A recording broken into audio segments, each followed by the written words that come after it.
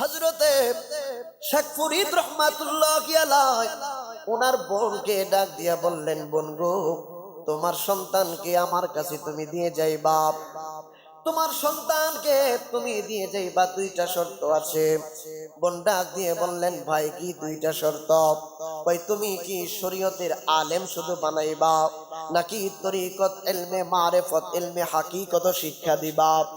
সুফিয়া বোন ডাক দিয়া কই, ভাই গো কি বলতে চাও? আমি তো এত কিছু বুঝি না, একটু খোলা মেলা আমাকে বলো। ভাই শরীয়তের আলেম যদি হয় তাহলে শরীয়ত পর্যন্ত তার দৌড় ঠিক থাকবে, আর যদি ইলমে তরিকত ইলমে মারিফত ইলমে হাকিকত অর্জন করতে হয় তাহলে আসা যাওয়া করে ইলম অর্জন করা যাবে না। আমার বাড়িতে তোমার সন্তানকে 12 বছরের জন্য দিয়ে যেতে হবে। সুফিয়া ডাক দিয়া কই, ভাই রে, 12 বছর আমার সন্তানকে আমি না দেখে কিভাবে থাকব? শেখ ফরিদ রহমাতুল্লাহি আলাইহি ডাক দিয়ে বললেন, বোন গো, 12 বছর আমার দরবারে থাকবে, আমার কাছে থাকবে, কিন্তু শর্ত হলো একটা দিনের জন্য সে বাসায় যেতে পারবে না। যদি বাসায় আসা যাওয়া করে দুনিয়ার লোভ লালসার মধ্যে সে পড়ে যেতে পারে, খেলাধুলার মধ্যে মত্ত হয়ে যেতে পারে। সুফিয়া ডাক দিয়া কই, ভাই রে, ঠিক আছে, যতই কষ্ট হোক না কেন তোমার কদমে আমার সন্তানটা আমি দিয়ে গেলাম। হযরতে শেখ ফরিদ রহমাতুল্লাহি আলাইহি তার ভাগিনা আলাউদ্দিন আস-সাবিরি রাহমাতুল্লাহি আলাইহিকে বললেন, ভাগিনা রে, আমি যাব আল্লাহকে সাধনা করার জন্য, আমি কিছু দিনের জন্য বাহিরে চলে যাব, তুমি এই দরবারের মধ্যে তুমি কাজ করবা। আলাউদ্দিন আস-সাবিরি রাহমাতুল্লাহি আলাইহি ডাক দিয়ে বললেন, মামা, আমি আপনার দরবারে থেকে কি কাজ করব যদি একটু বলে দিয়ে যাইতেন। হযরতে শেখ ফরিদ ডাক দিয়ে বললেন, ভাগিনা, তুমি আমার দরবারের মধ্যে বাবুর্চিগিরির দায়িত্ব পালন করবা, বাবুর্চির দায়িত্ব তুমি পালন করবা, রান্না বান্না করবা, সাবধান, অন্য কোনো জায়গায় সময় দেওয়া যাবে না। আল্লাহর উনি কথা বলে চলে গেলেন। আল্লাহর রাস্তায় সাধনা করার জন্য, রিয়াজত করার জন্য তিনি চলে গেলেন, ঘর থেকে বের হয়ে গেলেন। বের হয়ে যাওয়ার পরে একদিন, 2 দিন, 1 মাস, 2 মাস চলে যায়। আল্লাহর ওলি আলাউদ্দিন আস-সাবিরি রহমাতুল্লাহি আলাইহি চিন্তা করলেন, আমার মুর্শিদ কেবলা, ওনার মামাই ছিল ওনার মুর্শিদ, আমার মুর্শিদ কেবলা, আমার পীর কেবলা আমাকে অন্য কোনো নির্দেশ দিয়ে যান নাই, আমি কি খাবো, কোন ওয়াক্তে কি খানা খাবো, এটার হুকুম আমার মুর্শিদ থেকে আমি পাই নাই। আল্লাহর ওলি আলী আহমদ আলাউদ্দিন আস-সাবিরি রহমাতুল্লাহি আলাইহি ইতিহাস বলছি, ইতিহাস এক জিনিস, আসার আরেক জিনিস, হাদিস আরেক জিনিস, বুঝবেন। আল্লাহর ওলি যাইতে যাইতে সময় যখন গনিয়ে যাইতে লাগলো, 1 দিন, 2 দিন, 1 মাস, 2 মাস, 1 বছর, 2 বছর করতে করতে 12টা বছর আল্লাহর ওলি জঙ্গলার মধ্যে আল্লাহর সাধনায় লিপ্ত ছিল। আল্লাহর ওলি শেখ ফরিদ রহমাতুল্লাহি আলাইহি খানকা শরীফের মধ্যে আসলেন। ওই দিক দিয়া 12 বছর যে মাত্র পূর্ণ হয়ে গেল, মার মন তো আর মানে না। মা চিন্তা করলো, 12টা বছর পানি দিল, এখন আমার সন্তানকে আমার বড় দেখতে মনে যাচ্ছে। মা, নিচতলায় জায়গা হচ্ছে না, আপনারা একটু কষ্ট করে মেহেরবানি করে দোতলায় চলে যান, ওই জায়গায় বসার ব্যবস্থা পরিপূর্ণ করা আছে, ওই জায়গায় গেলে ইনশাআল্লাহ আপনাদের আর বসার কষ্টটা হবে না। আল্লাহর ওলি হযরতে শেখ ফরিদ রহমাতুল্লাহি আলাইহি ভাগিনাকে এসে বললেন, হে ভাগিনা, 12 বছর তুমি কি করলা? মামা, আমি 12 বছর অন্য কোনো জায়গার মধ্যে আমি মুভমেন্ট করি নাই, আমি শুধু এই জায়গার মধ্যে আপনার দায়িত্বভার পালন করেছি। মা এসে বলল, ভাই রে, আমার সন্তানকে তো আমি চিনতে পারছি না। কই কেন? কই চুলগুলা বড় হইয়া গেছে, দাড়িগুলা বড় হইয়া গেছে। 12 বছর আগে তো আমার সন্তানের তেমন দাড়ি ছিল না, বাবরি চুল ছিল না, এখন আমার সন্তানকে চেনা বড় মুশকিল হয়ে গেছে। আল্লাহর ডাক দিয়া কই, বোন গো, তোমার সন্তানকে তুমি এখন নিয়ে যেতে পারো, তোমার সন্তান কোনো সাধারণ বান্দা এখন নয়, তোমার সন্তান আল্লাহর বান্দা থেকে আল্লাহর বন্ধু হয়ে গেছে। খুব সংক্ষেপে বলছি, মজ্জুব হয়ে গেছে।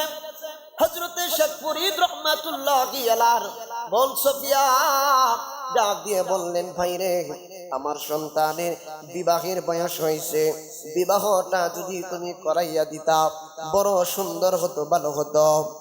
বাগিনা ডাক দিয়ে বললেন, মামা আমি বিবাহ করব না, আমি দুনিয়ার কোন লোভ লালসার মধ্যে জড়াইতে চাই না, আমি এক আল্লাহর প্রেমে সদা সর্বদা মত্ত থাকতে চাই। মার তো মন মানে না, না বাবা, ঘরের মধ্যে একটা পুত্রবধূ যদি আসে আমারও বড় হেল্প হয়, সহযোগিতা হয়, আমার মনের মধ্যে বড় শান্তি লাগবে। হযরত শেখ ফরিদ রহমাতুল্লাহি আলাইহির বোন যেই মাত্র সন্তানকে নিয়ে বাসার মধ্যে চলে গেলেন, যাইয়া ডাক দিয়া কই, বাবা আপত্তি করিস না, বিয়েটা একটু আমার কথা মতো কইরা নে। ইঞ্জিমিন টাইমে আল্লাহর ওলি বললেন, মা গো, আমাকে যে তুমি বিবাহ করাইবা পরে কিন্তু আমাকে দোষারোপ করতে পারবা না। ঠিক আছে বাবা, কোনো দোষারোপ করব না। আল্লাহর ওলিকে বিবাহ করিয়ে দেওয়া হলো। বিবাহ করিয়ে দেওয়ার পরে বাসর রাতে বউকে ওই তার গোপন কামরার মধ্যে, খাস কামরার মধ্যে রেখে আসলো। আসার পরে সন্তানকে ডাক দিয়ে বললেন, বাবারে, তোমার স্ত্রীর কাছে তুমি যাও, আজকে তোমার বাসর রাত, আজকে তোমার প্রথম রাত। আল্লাহর ওলি যে মাত্র ঘরের মধ্যে প্রবেশ করলেন, এশারের নামাজটা আদায় করলেন। এশারের নামাজ আদায় করার পরে আল্লাহর ওলি স্ত্রীকে বললেন, একটু অপেক্ষা করো, আমি একটু আল্লাহর সঙ্গে দিদার করব,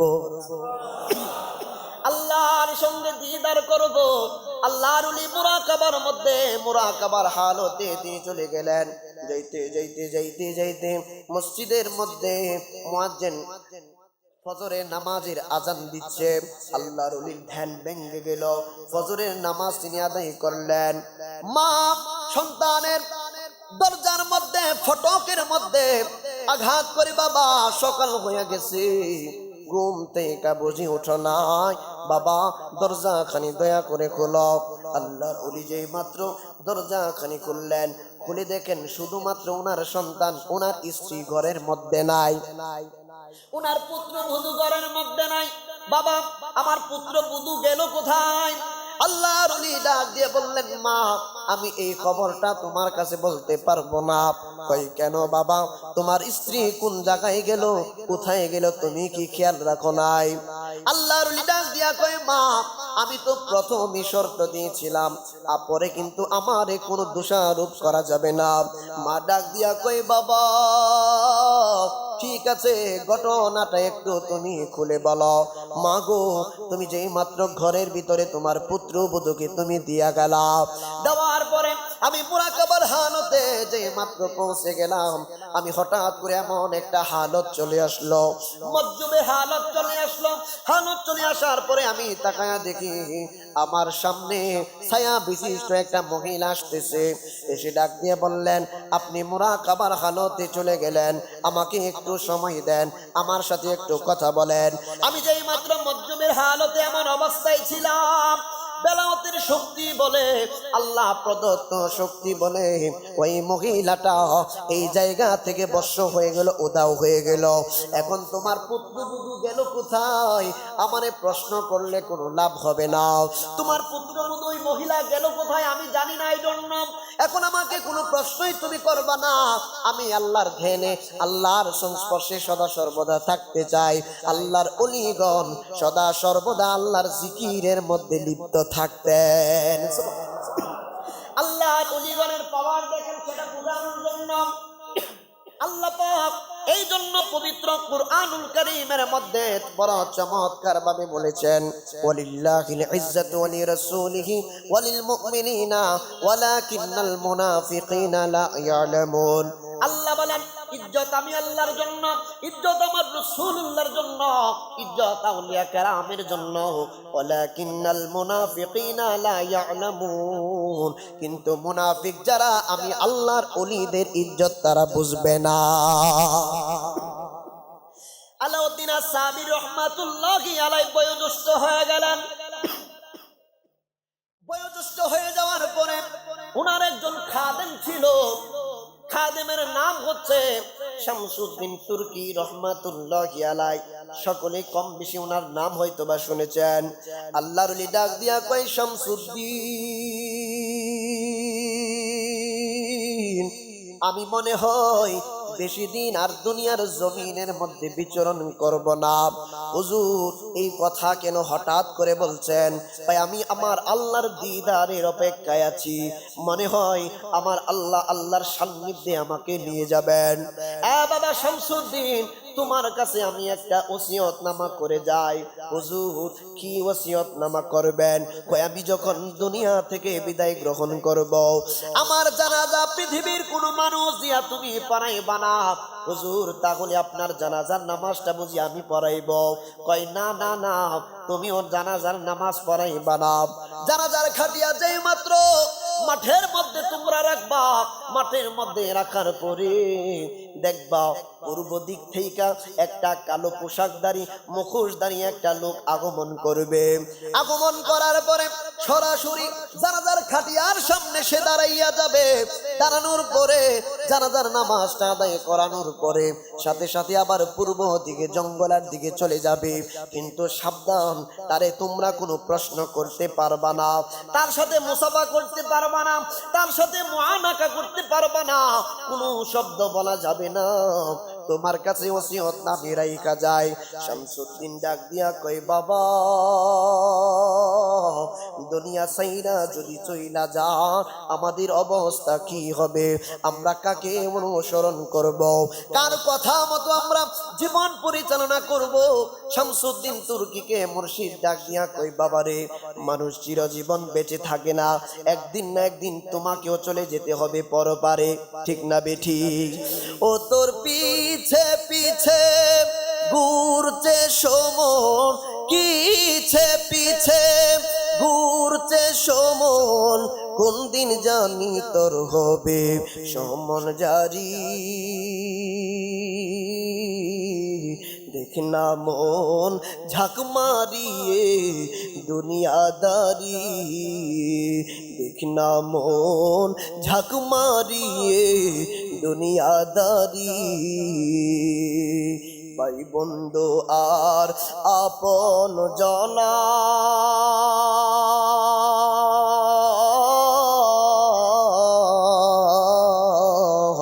সঙ্গে তোমার কেউ যাবে না, ঠিক না বেঠিক? ভাই বন্ধু আর আপন জনা,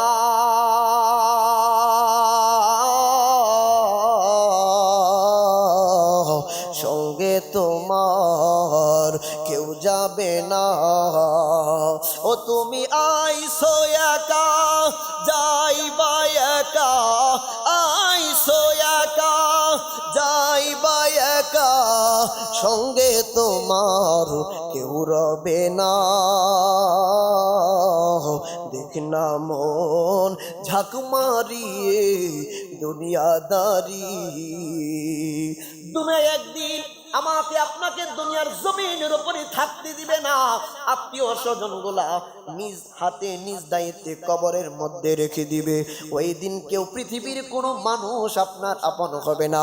আপন যিনি হবেন তিনি হচ্ছেন রহমাতুল লিল আলামিন নবী। আল্লাহর দরজা খানি লাগাইয়া দিলেন। বাবা শামসুদ্দিন তুর্কি, দরজা খানি খুইল না, আমি আল্লাহর সান্নিধ্যে চলে যাব। সমস্ত রাত্রটা চলে গেল, ফজরের ওয়াক্ত চলে গেল।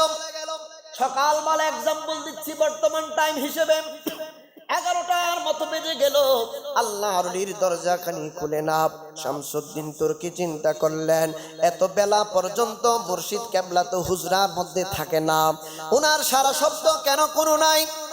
এলাকার কিছু মানুষদেরকে নিয়ে, ভক্তবিন্দুদেরকে নিয়ে দরজা খালি যেই মাত্র ভেঙ্গে দিলেন। ভেঙ্গে দেওয়ার পরে যেই মাত্র ঘরের ভিতরে প্রবেশ করলেন, গিয়ে দেখেন আল্লাহর ওলি চেহারাটা পশ্চিম দিকে কাবার দিকে করে দুনিয়া থেকে বিদায় গ্রহণ করেছে। দুনিয়া থেকে বিদায় গ্রহণ করেছে। শামসুদ্দিন তুর্কি কান্দে, হাইরে মুর্শিদ, আপনি চলে গেলেন, আমার বড় একজন গার্ডিয়ান আপনি ছিলেন বাবা গো, আপনি দুনিয়া থেকে চলে গেলেন, আমাদেরকে আর কে পরামর্শ দিবে? আমাদেরকে শরীয়ত, হাকিকত, ইলমে তরিকত, ইলমে মারিফতের দিক নির্দেশনা কে দিবে? আপনি চলে গেলেন আল্লাহর সান্নিধ্যে। শামসুদ্দিন ডাক দিয়া কই, এলাকাবাসী শুনো, মুর্শিদ কেবলা ওসিয়ত নামা করেছেন, ওনার জানাজার নামাজটা দুনিয়ার কোনো মানুষ পড়তে পারবে না। কয় তাহলে আপনি কি পড়বেন? কয় না। কয় আমাকেও মানা করেছে পড়ার জন্য। কয় তাহলে কি করব? কয় গোসল করানোর পরে, কাফন পরানোর পরে একটা গাছ আছে, গাছটার নাম হচ্ছে ডুমুর গাছ। ডুমুর গাছ, এই ডুমুর গাছটা এখনো ভারত উপমহাদেশের মধ্যে এখনো বিদ্যমান আছে। ডুমুর গাছের ফল এখনো যে যে নিয়তে আনে, ওই নিয়ত আমার আল্লাহ ওইটার ওসিলায় কবুল করে নেন। সুবহানাল্লাহ। এই ডুমুর গাছের নিচে আল্লাহর ওলির বডি মুবারকটা যেই মাত্র খাটিয়ার মধ্যে রেখে সমস্ত মানুষগুলো আস্তে আস্তে করে আসতেছিল, আস্তে আস্তে আস্তে আস্তে হাজার হাজার মানুষ এই জানাজার নামাজের মধ্যে উপস্থিত হয়ে গেল। শামসুদ্দিন তুর্কি রহমাতুল্লাহি আলাইহি ওনার বিশিষ্ট খাদেমকে ডাক দিয়ে বললেন, শামসুদ্দিন তুর্কি, তোমার মুর্শিদ কেবলার জানাজার নামাজ কেন তাড়াতাড়ি আদায় করছো না? এত দেরি কেন করছো? ভাই আমি জানাজার নামাজ আদায় করব না। মুর্শিদ কেবলা বলেছেন, এই পূর্ব দিক থেকে জঙ্গলা থেকে, পূর্বেকার জমানায় তো জঙ্গল গাছপালা বেশি ছিল, এখনো তো মোটামুটি অনেক এলাকায় গাছপালা বেশি পরিমাণে। পূর্ব দিক থেকে একজন আল্লাহর ওলি নাকি আসবেন, উনি নাকি জানাজার নামাজটা আদায় করবেন। অপেক্ষা করতে করতে প্রচন্ড রোদের মধ্যে দাঁড়িয়ে আছে।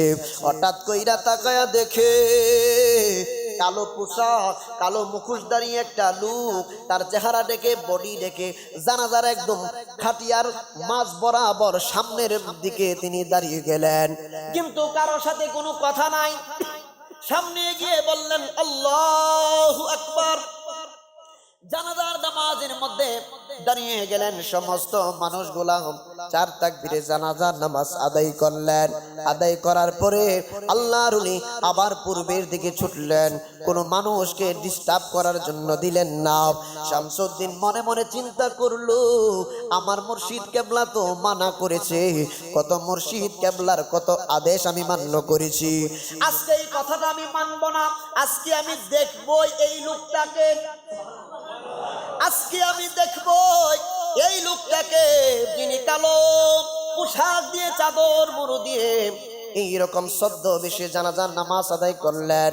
মানুষ যদি, এলাকার লোকগুলা যদি আমাকে জিজ্ঞেস করে, এ বাবা শামসুদ্দিন তুর্কি, তুমি তো তোমার মুর্শিদের খাস একজন খাদেম, বলো না তোমার মুর্শিদ কেবলার জানাজার নামাজটাকে আদায় করেছে? আমি যদি না বলতে পারি তাহলে বড় লজ্জায় পড়ে যাব। সমস্ত মানুষগুলা তাকায়া দেখে এই লোকটা চলে যাচ্ছে। শামসুদ্দিন তুর্কি দায়িত্ব দেওয়ার পরে আল্লাহর ওলি জঙ্গলার ভিতরে হাঁটতেছেন। শামসুদ্দিন তুর্কি পিছনে পিছনে ওই আল্লাহর ওলির পিছু পিছু নিচ্ছেন। জোরে বলুন সুবহানাল্লাহ। লোকটার আওয়াজে মাত্র আল্লাহর ওলি, অচেনা আল্লাহর ওলি যেই মাত্র টের পেলেন পিছনে কেউ আসতেছে, হঠাৎ করে পিছনে তাকায়া দেখে শামসুদ্দিন তুর্কি মুর্শিদ কেবলার আল্লাহর ওলির খাদেম। কি বাবা, তুমি আমার পিছু পিছু কেন নিচ্ছ? বলতেছেন, হুজুর আপনার কাছে একটা অনুরোধ, আপনার পরিচয়টা যদি একটু দিয়ে যান।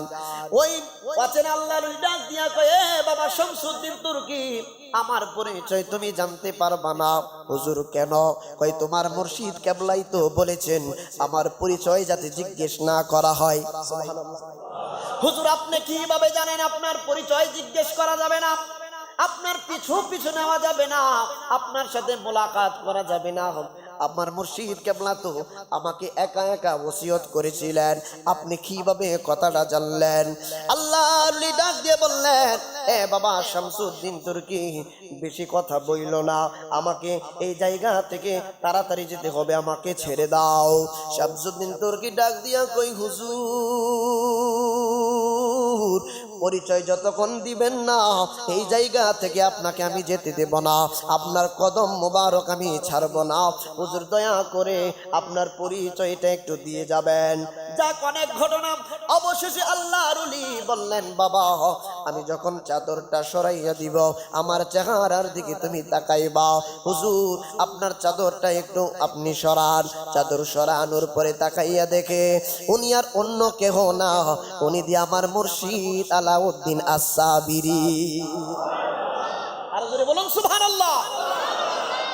আল্লাহর ওলিগণ আল্লাহ প্রদত্ত ক্ষমতা বলে যার যার মাজার শরীফ থেকে পৃথিবীর যে কোনো জায়গায় ভ্রমণ করতে পারেন, আল্লাহ তাদেরকে সেই শক্তি দান করেছেন। আল্লাহর ওলিগণকে আল্লাহ এত পাওয়ার দিয়েছেন, এত পাওয়ার দিয়েছেন, আপনি আশ্চর্য হবেন। ইমাম গাজ্জালি রাহিমাহুল্লাহ, এক মিনিট, ইমাম গাজ্জালি রাহিমাহুল্লাহ উনি বলছেন যে মানুষ যেই লোকের কাছে, যেই ব্যক্তির কাছে জীবিত অবস্থায় সাহায্য সহযোগিতা দোয়া চাওয়া জায়েজ, ইন্তেকালের পরেও তার কাছে দোয়া চাওয়া জায়েজ। আল্লাহর ওলিগণ তো মরে না। আপনি বিশ্ববিখ্যাত একটা কিতাবের নাম বলি, সকলেই কম বেশি হয়তো বা জানেন, মিশকাতুল মাসাবিহ। যে পড়ে নাই সে যদি দাবি করে আমি আলেম, সে ভণ্ড। মিশকাতুল মাসাবিহ, সিয়াসিত্তার চেরাগ যাকে বলা হয়, এই মিশকাত শরীফের সরা ব্যাখ্যা গ্রন্থ করেছেন আল্লামা মুল্লা আলী কারি হানাফি রাহিমাহুল্লাহ, যিনি 1 লক্ষ হাদিসের সনদ মুখস্থ জানতেন। সুবহানাল্লাহ। এখন আমাদের পেটে ঘুষাইলে 10টা হাদিস বের হবে কিনা অনেকের সন্দেহ। 1 লক্ষ হাদিসের সনদ মতন মুখস্থ ছিল। উনি তার মেরকাতের মধ্যে লিখেছেন যে আল্লাহর ওলিগণ কখনোই মরে না, আল্লাহর ওলিগণ জীবিত। আপনি যান বাহিরের কান্ট্রিতে, একটা জায়গা আছে যেই জায়গাটার নাম আমার এই মুহূর্তে মনে নাই, আপনারা কম বেশি জানেন। একজন আল্লাহর ওলির কদম মুবারক এখনো এতটুকু পর্যন্ত বের হয়ে আছে, এখনো পর্যন্ত কদম মুবারক বের হয়ে আছে। তো অসংখ্য জায়গায় আপনারা জানেন কিনা এমন একটা গুহা আছে, যে গুহার মধ্যে মানুষ যখন সমাজে অন্যায় করে কোনো সালিশ বসে না, কোনো মাতাব্বর দিয়ে সমাধান করে না, আল্লাহর ওলির মাজারের পাশে যায়, দুই পক্ষ দুই পাশে বসে আল্লাহর ওলির মাজার থেকে ফয়সালা অটোমেটিকলি আওয়াজ আসে, এই লোক নির্দোষ, এই লোক দোষী, তোমরা যাও, ফয়সালা হয়ে গেছে। আর ধরে বলুন সুবহানাল্লাহ। তো এইরকম ভাবে অসংখ্য আল্লাহর ওলিগণের কারামত আছে। আল্লাহর ওলিগণের সোহবতে যাবেন। পৃথিবীর বুকে যত মসজিদ হয়েছে মাজার কেন্দ্রিক, কিন্তু মসজিদ কেন্দ্রিক মাজার হয় নাই। আমরা কথা না বলি, মসজিদ আদবের জায়গা, আমরা কথা না বলে আমাদের একজন ভাই অপরজন ভাইকে সহযোগিতা করি বসার জন্য। দেখেন এই মসজিদটা জায়গা হয় না, কারণ দূর দূরান্ত থেকে